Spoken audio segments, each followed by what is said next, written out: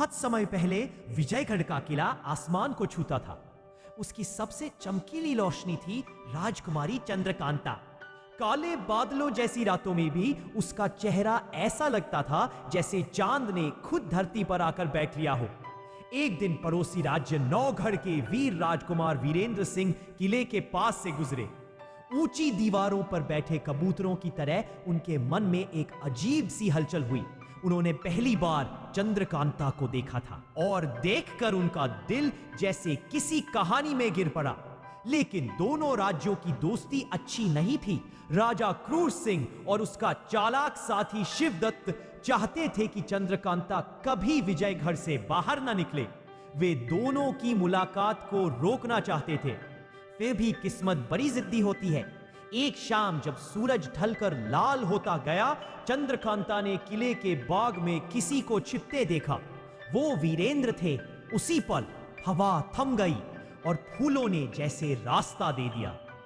चंद्रकांता धीरे से बोली, क्या आप डरते नहीं कि पकड़े जाएंगे? वीरेंद्र मुस्कुराए, डर तो तब लगेगा जब आपको देखना बंद कर दूं। कुछ दिनों तक दोनों गुप्त रूप से मिलते रहे। दोस्ती ने हौले हौले रंग बदला और दिलों ने अपना रास्ता खुद चुन लिया। लेकिन क्रूर सिंह को यह बात पता चल गई।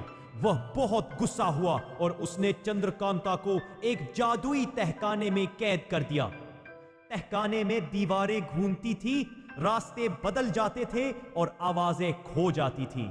लगता था जैसे पूरा कमरा कोई भूल भुलैया हो। वीरेंद्र ने सुनते ही अपने साथियों को बुलाया और कहा, किले की दीवारें ऊंची होंगी पर मेरा इरादा उससे ऊंचा है। लंबी खोज के बाद वे उस रहस्यमयी तहखाने तक पहुंचे। दीवारों की गूंज, बदलते रास्ते और छिपे दरवाजे सब पार कर लिए। अंत में मोमबत्ती की रोशनी में चंद्रकांता की आंखें चमकी। उसके चेहरे पर राहत की हल्की लहर दौड़ गई। वे दोनों विजयगढ़ की छत पर लौटे। तारों से भरे आसमान ने उन्हें देखते हुए जैसे कहा, हिम्मत और सच्चाई की राह कभी अंधेरे में नहीं खोती। If you like the story, please share it and subscribe Kid world.